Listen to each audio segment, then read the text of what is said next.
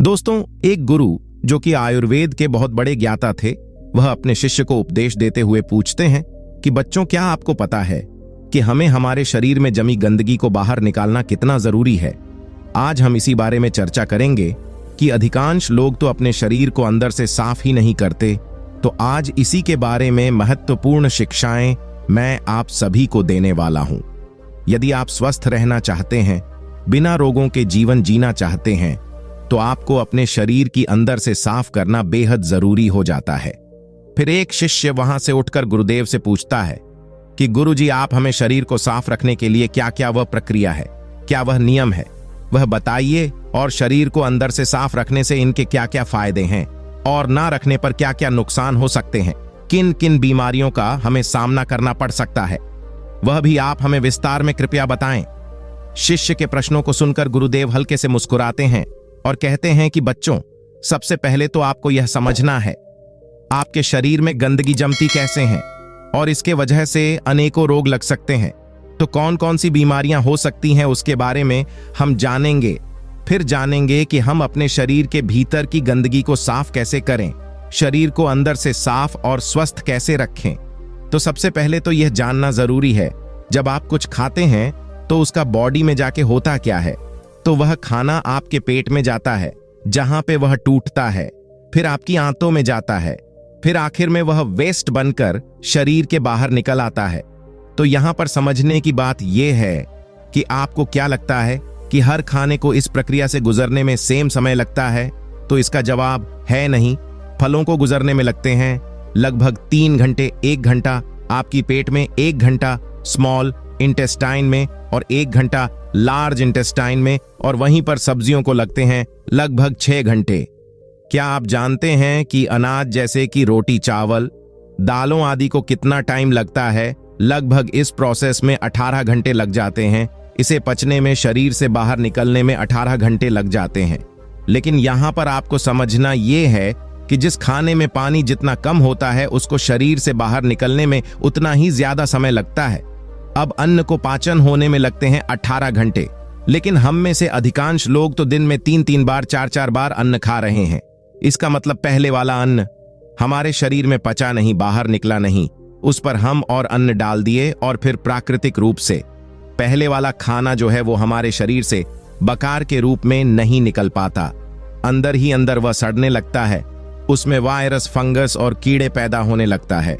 आपने शायद लोगों के पेट में कीड़े मिलने वाली कहावत तो सुनी ही होगी। आप सभी के पेट से कभी ना कभी कीड़े निकले ही होंगे, और यह कीड़े इसी वजह से जन्म लेता है कि पेट में पड़ा पड़ा खाना सड़ रहा है और हम लगातार शरीर में अन्न लेते रहते हैं। इसी की वजह से जब हमारे शरीर में अपचन होती है, कीड़े काटते हैं, तब हम की मारने वाला वो दवाई ले लेते हैं, वो चाली की टैबलेट ले लेते हैं, जिससे पेट के सारे कीड़े बाहर आ जाएं। ऐसा करते हैं। हमको पता ही होगा पेट में कीड़े होते हैं, तो ऐसा तो नहीं कि हमने कीड़े खाए तो वो कीड़े वहां तक पहुंचे कैसे? तो दरअसल वहां पर सड़ रहे ना पचे खाने के कारण पैदा होते हैं। तो आप जो खाते हैं आप वही होते हैं। क्या पता जो बर्गर आपने 1 साल पहले खाए हैं या 6 महीने पहले खाए हैं, वो आपके पेट में अब अभी भी पड़ा पड़ा सड़ रहे हो। वह खाने जैसे ब्रेड, चीज, नमकीन, स्नैक्स, बिस्किट्स, चाय, चाउमीन, मोमो, कॉफी, या फिर वह हर चीज जो हमें प्रकृति से सीधा सीधा नहीं मिलती, उसे बचाना, बाहर निकालना बॉडी के लिए बहुत मुश्किल होता है। वह हमारे इंटेस्टाइन की दीवारों पर, वह हमारी आंतों की दीवारों पर चिपक जाता है और एक मोटी परत बना लेता है। भीतर से हमारी आंत कुछ इस प्रकार की दिखती हैं। उसमें लाख छोटे छोटे उंगलियों जैसे उभार होते हैं, जिसे हम भिलाए कहते हैं। इन आंतों पर जो भी लगा होता है उनको यह भिलाए सोच लेता है और हमारे खून में भेज देते हैं, और खून के जरिए वह हमारे शरीर के हर अंग में पहुंच जाता है। अब अगर आंतों की दीवार में गंदगी की जमी होगी तो जाहिर सी बात है कि लाए उस गंदगी को ही सोख। फिर ये गंदगी की अवशोषित होकर खून में मिलकर शरीर के अलग अलग अंगों में पहुंच के उन अंग के काम को डिस्टर्ब करती है, और उसी को हम कह देते हैं बीमारी। अगर ये गंदगी हमारे स्किन में जम जाती है, अगर ये गंदगी की हमारी त्वचा में जम जाती है, तो हम उसे कह देते हैं मुहासे, एक्जिमा, सोरायसिस, पिंपल, दाग, धब्बे, खुजली। अगर ये स्टोन बनकर किडनी या ब्लैडर में जम जाती है तो हम इसे कह देते हैं पत्थरी। ऐसे ही मोटापा, अगर आपको वजन कम करना है तो आपको पहले तो अपने अंदर से गंदगी की को निकालना होगा। अगर ये गंदगी की खून को भारी कर देती है और हृदय को पंप करने में दिक्कत देती है, ज्यादा बल लगाना पड़ता है, तो हम इसे कह देते हैं हाई ब्लड प्रेशर।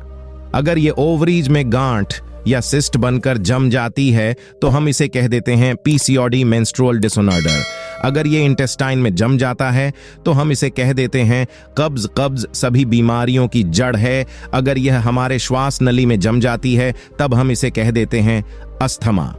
अगर यह हमारी धमनी में जम जाती है तो हम इसे कह देते हैं कोलेस्ट्रॉल। आज यह सब बीमारियां लोगों में उभर कर बाहर आ रही हैं। लोग दिन प्रतिदिन बीमार पड़ते जा रहे हैं। यह खतरनाक बीमारी बनकर बाहर आ सकती है, जैसे कि ट्यूमर या कैंसर सेल, और यह सब इसी के वजह से देखने को मिलते हैं। तो जब आप अपने शरीर के अंदर से गंदक बाहर निकालेंगे तो यह सभी बीमारियां, यह सभी लक्षण अपने आप ठीक हो जाएंगे, क्योंकि जो शरीर अंदर से साफ है उसमें कोई बीमारी हो ही नहीं सकती। हमारी यह मानव शरीर प्रकृति के एक बहुत बड़ा उपहार है। थोड़ी दिनों बाद हम इस प्रकृति में ही मरकर मिल जाएंगे, लेकिन जितने वक्त के लिए हम इस धरती पर है, स्वस्थ जीवन जीना यह हमारे उत्तरदायित्व है। यह हमारी जिम्मेवारी है कि हम स्वस्थ रहे, निरोग रहे, रिष्ट पृष्ठ रहे, कि हमें कोई रोग ना लगे। यह हमारी मां प्रकृति के प्रति उत्तरदायित्व है, हमारी खुद की जिम्मेवारी है। तो जब तक के लिए यह हमारा शरीर है, हमारा कर्तव्य बनता है कि हम इसे साफ रखें, बहुत सारे स्वस्थ और क्षमता के साथ। मान लीजिए एक गाड़ी है जो पेट्रोल से चलती है, तो उसमें आप अगर डीजल डाल देंगे तो क्या चलेगी? तो अगर उसे आपको चलाना है तो पहले उसमें से आपको डीजल निकालना पड़ेगा और फिर पेट्रोल डालना होगा। ठीक इसी प्रकार आपके शरीर के साथ भी है। हमारा शरीर बनी जो थी साग सब्जी फल फूल, प्रकृति से आने वाले सीधे सीधे वस्तुओं पर, प्रकृति से आने वाली सीधे सीधे चीजों पर, प्रकृति से आने वाली सीधे सीधे खाद्य पदार्थों पर। लेकिन हम क्या खा रहे हैं? Idli, dosa, burger, chowmein, biscuits, चाय, कॉफी, पैकेट बंद, इतने सारे खाद्य पदार्थ। तो ये हमारा जो शरीर है वह कैसे चलेगा? तो पहली चरण है गंदगी को शरीर से बाहर निकालना, और दूसरी चरण में सही खाना शरीर के अंदर डालना। तो इसको ध्यान से सुने।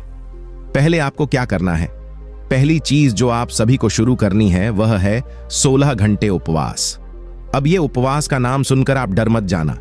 ये उतना भी मुश्किल नहीं है। जो शक्ति आपके अंदर से गंदगी की टॉक्सिन को निकालेगी, आपकी बीमारी ठीक करेगी, वजन को कम करेगी, वह शक्तियां आपके शरीर के अंदर ही बैठी है, ना कि किसी दवाई बोतल या इंजेक्शन में। तो जो डॉक्टर आपको ठीक करेगा वह आपके अंदर ही बैठा है। तो आप जब उपवास करते हैं तो आप उस डॉक्टर को अपने अंदर काम करने का वक्त देते हैं। और इसका प्रमाण है, जब आपकी हड्डी टूटती है तब इसका प्लास्टर लगता है, उसको एक जगह स्थिर रखने के लिए, उसे आराम देने के लिए। थोड़ी दिन बाद आपके वह हड्डी खुद ब खुद जुड़ जाती है। ऐसा तो नहीं कि उस प्लास्टर में कोई दवाई है। तो वह कौन सी शक्ति है जो इस हड्डी को जोड़ती है? वह है आपकी प्राण शक्ति, यानी कि आपकी हीलिंग पावर, या फिर आप इसे इम्यूनिटी पावर बोल सकते हो। तो यह प्राण शक्ति बहुत शक्तिशाली है। आप ही सोचो, अगर यह आपकी हड्डी को जोड़ सकती है तो क्या यह आपके शरीर में बने पथरी या शिस्ट को नहीं तोड़ सकती है? क्या यह अंदर जमी गंदगी नहीं निकाल सकती है? क्या यह diabetes, arthritis, blood pressure, cancer आदि को ठीक नहीं कर सकती? तो इसका जवाब है जरूर कर सकती है, क्योंकि प्राण शक्ति को पता नहीं होता है कि कौन सा बीमारी है। नाम तो हमने दिए हैं। जब हमारे प्राण शक्ति अपना इलाज करना शुरू करती है तो वह शरीर के हर एक बीमारी को ठीक कर देती है, सब कुछ ठीक कर सकती है, चाहे फिर वह बीमारी कहीं भी हो और कितनी भी पुरानी क्यों ना हो, उसे यह प्राण शक्ति ठीक कर देती है। अब आइए प्राण शक्ति का काम करने का तरीका जानते हैं। तो प्राण शक्ति एक बार में एक ही काम ढंग से कर सकती है। खाने को पचाने का काम यानी डाइजेशन का काम, या फिर इलाज यानी कि हीलिंग का काम। हम प्राण शक्ति को हीलिंग करने का मौका ही नहीं देते, उसे डिस्टर्ब करते रहते हैं। पता है कैसे? हमेशा खाते रहने से जैसे ही हम कुछ खाते हैं, प्राण शक्ति हीलिंग का काम रोक देती है और डाइजेशन का काम शुरू कर देती है। दुर्भाग्य, बस हम हमेशा ही खाते रहते हैं। नाश्ते में हम खाए ठुस ठुस करके ब्रेड के, वो डाइजेस्ट हुआ नहीं, लंच में हम चावल और दाल आई, वो डाइजेस्ट हुआ नहीं। डिनर में 2 रोटी हमने और डाल दी। तो इस तरह से प्राण शक्ति हफ्ते में 7 दिन डाइजेस्ट का ही काम करती रहती है और उसे हीलिंग का टाइम ही नहीं मिल पाता। अगर आप चाहते हैं कि प्राण शक्ति हीलिंग करें तो समय समय पर डाइजेशन को ब्रेक देना होगा। हम आपको सुझाव देते हैं कि आप रोज 16 घंटे का कम से कम ब्रेक दें। मान लीजिए आपने डिनर रात को 8 बजे खाया तो अगले दिन दोपहर 12 बजे तक कुछ मत खाइए। 12 बजे आप अपने दिन का पहला सॉलिड भोजन लीजिए। तो आप दिन में इस प्रकार 16 घंटे उपवास कर रहे हैं और 8 घंटे के अंदर अंदर खा रहे हैं, तो इसको कहते हैं 16 घंटे का उपवास। तो दोपहर 12 बजे से पहले आप जूस ले सकते हैं। आप पानी, नारियल पानी या कोई भी सब्जी का जूस ले सकते हैं, लेकिन फ्रूट जूस, चाय, कॉफी या दूध बिल्कुल नहीं लेना है। अब यह सुनने में जितना मुश्किल लगता है उतना है नहीं, क्योंकि 16 में से ज्यादातर समय तो आप सो ही रहे होंगे। आजकल हमें फास्टिंग के नाम से ही कुछ अजीब ख्याल आने लगते हैं। हम सोचते हैं अरे भाई इतना भूखा रहेंगे तो बीमार ही पड़ जाएंगे, लेकिन ऐसा नहीं है। प्रकृति ने हमारे शरीर को टाइम टाइम पर उपवास करने के लिए ही बनाया है। हमारे पूर्वजों के पास सुपरमार्केट, फ्रिज नहीं हुआ करती थी। पूरे साल उन्हें खाना भी उपलब्ध नहीं हुआ करता था। इस दौरान कभी कभी उन्हें खाने को कुछ भी नहीं मिलता था और वह बिना खाए रहते थे, क्योंकि हमारा शरीर समय समय में फास्टिंग के लिए अनुकूल है, उपवास के लिए उचित है। असमंजस तो यह है कि हम दिन में दिन भर खाते ही रहते हैं। आपको दिन में कौन से 16 घंटे उपवास करने हैं, वह आपकी मर्जी हो सकता है कि आपको दोपहर 12 बजे तक कुछ मत खाना आपके लिए मुश्किल हो, लेकिन आपको दिन का आखिरी भोजन शाम 6 बजे खाने में कोई प्रॉब्लम ना हो। ऐसे में आप शाम 6 बजे से लेकर अगले दिन 10 बजे तक उपवास रख सकते हैं। अगर आप कोई जॉब करते हैं तो कम से कम इतना करिए कि अगले दिन दोपहर 1 बजे तक कुछ सॉलिड खाना ना खाए। ऐसे ही रोज 16 घंटे का उपवास के द्वारा हमारे प्राण शक्ति को थोड़ी हीलिंग का टाइम मिल जाता है। अगर आपको 16 घंटे बहुत ज्यादा लगते हैं, कोई बात नहीं, आप 14 घंटे का उपवास से शुरुआत कीजिए और धीरे धीरे उससे बढ़ाकर 16 घंटे पर ले जाइए। 12 घंटे उपवास तो शायद आप अभी भी कर रहे होंगे। मान लीजिए आपने रात के भोजन 8 बजे खाया और अगला भोजन अगले दोपहर 12 बजे खाया। आपका डिनर हल्का है तो यह करीब 6 घंटे में डाइजेस्ट हो जाएगा। तो रात 8 बजे से लेकर सुबह 2 बजे तक आपके डाइजेशन पीरियड चल रहे हैं, यानी कि भोजन पचाने के घंटे जैसे ही भोजन पच जाता है, प्राण शक्ति क्या शुरू कर देती है, इलाज का काम, यानी कि हीलिंग। यानी कि 10 घंटे आपके हीलिंग आवर्स होंगे।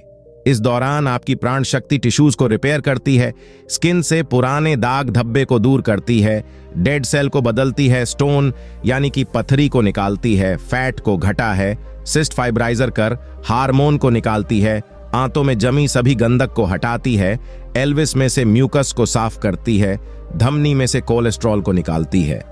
हरा हरी में कहा जाए तो उपवास के दौरान आपके प्राण शक्ति शरीर के हर अंग में जाकर वहां पर टॉक्सिन्स, गंदगी या बेकार वस्तुओं को उठाकर मल, मूत्र, पसीना और श्वास के जरिए बाहर फेंक है। इस प्रकार शरीर को डिटॉक्स करती है। एक बात का ध्यान रखिएगा, आपका शाम का भोजन हल्का होना चाहिए। हमारा सुझाव में यही है कि आप रात को सैलेड या सूप खाएं जो कि आसानी से पच जाए।